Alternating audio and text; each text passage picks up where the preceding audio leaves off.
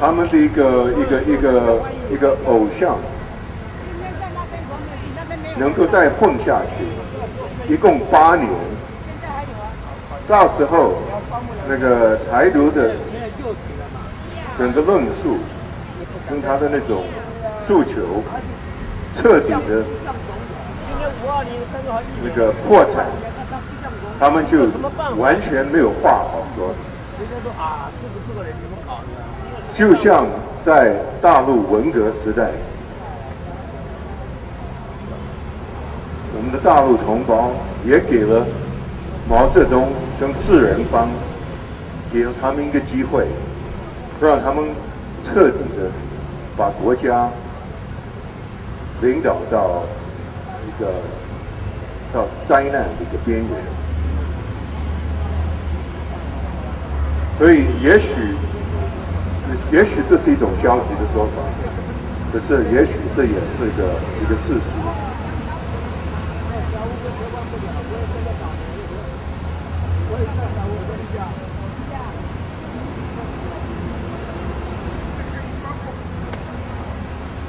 anyway， 现在已经1年了，还剩3年。那其实这个3年也不是整整3年。在1年半左右，那个陈水扁就是跛脚的总统。现在他的那个支持度已经降到2/3，已经远远不如谢长廷的支持度。那个整个趋势已经很明显，所以我们这个剩下来这个3年呢，也有好戏好看。好，我今天就讲到这里。今天没有什么太多话好说，谢谢大家。Yeah, the December 2004 legislative elections proved one thing. It proved exactly what Chen Shui-bian was afraid of. Chen Shui-bian was worried. Chen Shui-bian, actually, I shouldn't say he was worried. Chen Shui-bian was looking forward to the December 2004 elections. He wanted those elections to validate the results of the March 20th, 2004 presidential elections. He wanted to be able to point to the results of the December 10, 2004 legislative elections and say, see, I won back in March. Unfortunately, things didn't work out that way for him. Instead, what happened was the December 10 2004 legislative election proved that Chen Shui-bian lost in March because the figures turned out to be the same, almost the same. A 54% pan-blue victory as compared to the exit polls back in March, which revealed a 53% pan-blue majority versus a 47% pan-green minority. So it proved exactly the opposite. And Chen Shui-bian was frankly traumatized by the result. And you did not hear from him for several weeks. Very rare for Chen Shui-bian. If he had won, we would have never heard the end of it. He would have been boasting for 3 weeks straight.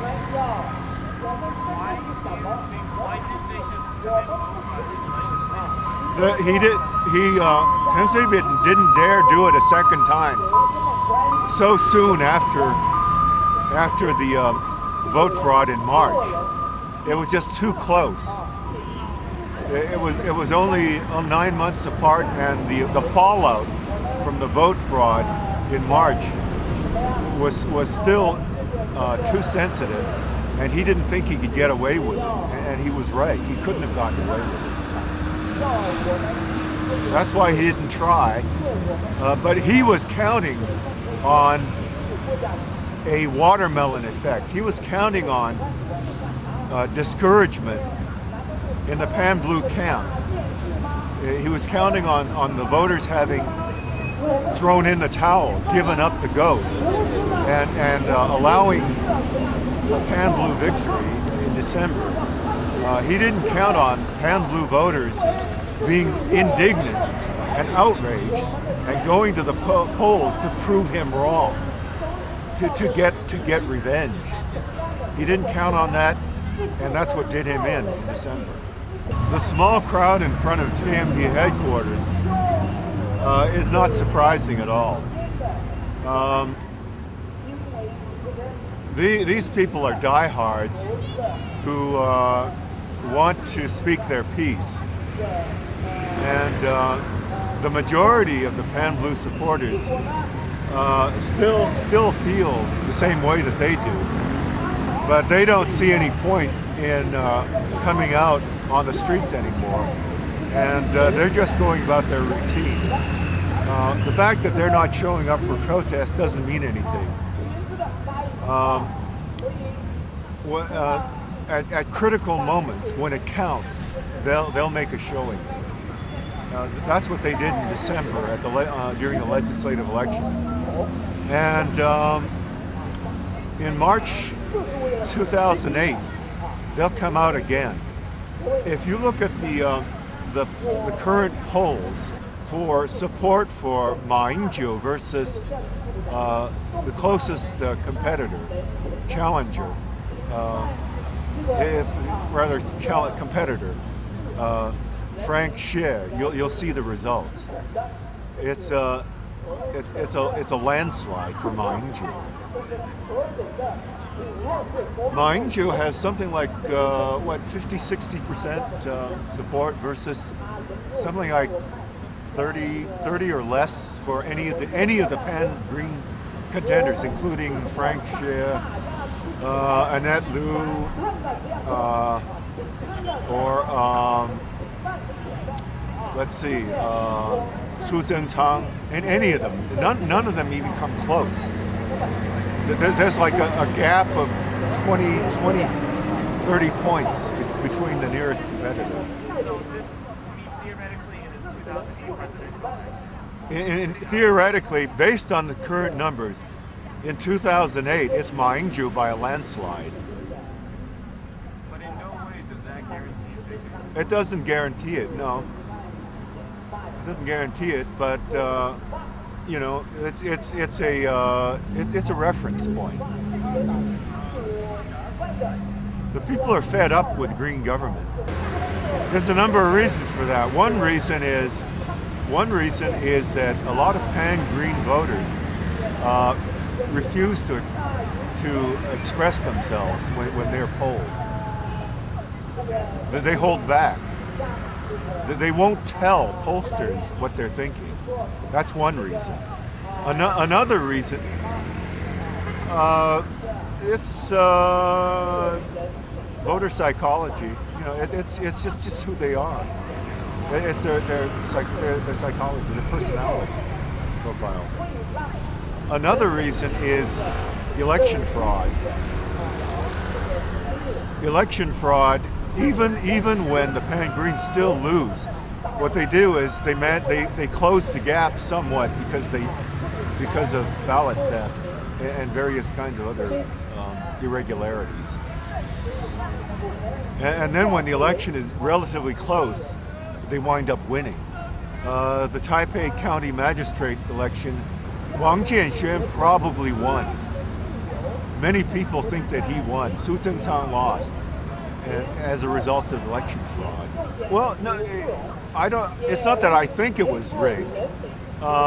News reports at the time revealed massive irregularities in many districts. They were widely reported. Well, the scale of the fraud in the 2004 presidential elections was far in excess of the fraud in any other, say, local elections.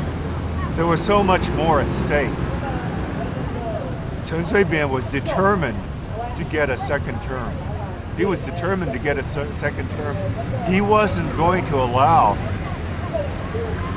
the fact that the public supported the Pan Blues and was disillusioned with his 4 years, the 4 years of his first term, to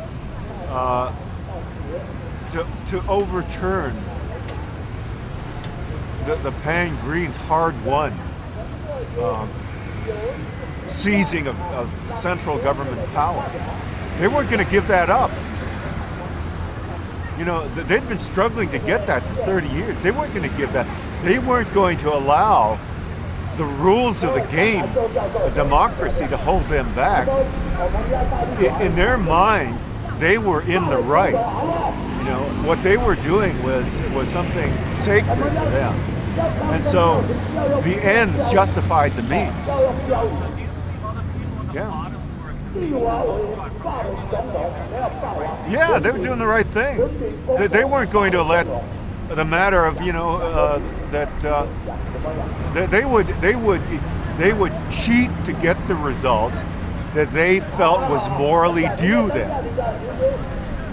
They feel that, you know, that from their perspective, the way they see it, you know, the creation of a Taiwanese nation ruled by so-called Taiwanese is transcends, you know, any concerns about fairness, because for as far as they're concerned, the rightness of their cause overrides any proprieties in the democratic process. See, that means that they're justified. That the, you know, if any Pan Blue voters, the fact that Pan Blue voters might outnumber them means, you know, that doesn't count, because in their minds they're wrong.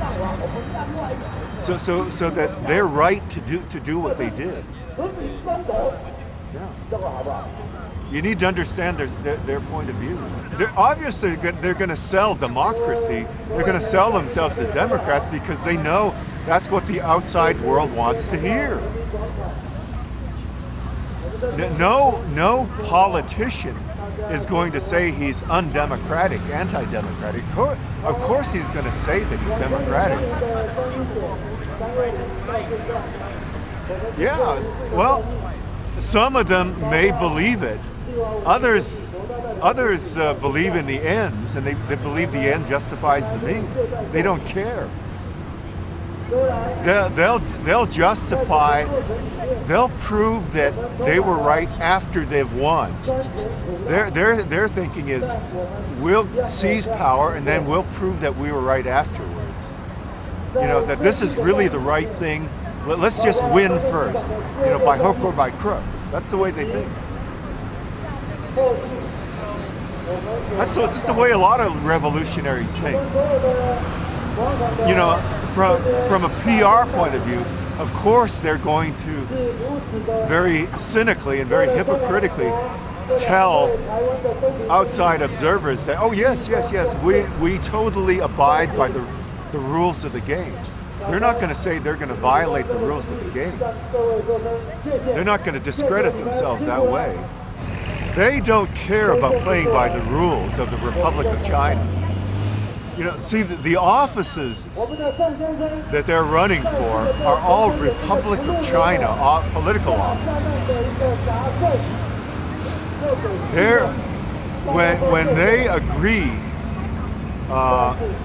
when they register as candidates for political office for the Republic of China, the premise is they're going to abide by the Constitution of the Republic of China. But when they do that, they're lying. They know that they're lying. But they don't care, because they are determined to use the machinery of the Republic of China to get into office as Republic of China elected officials.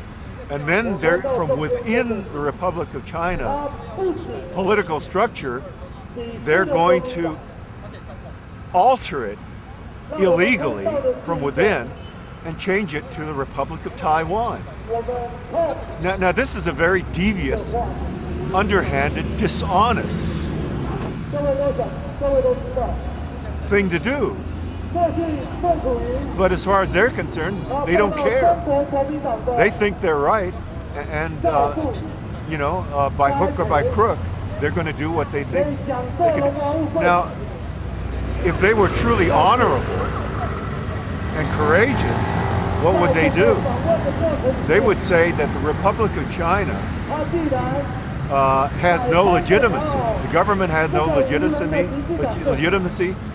The Constitution has no legitimacy. The system has no legitimacy.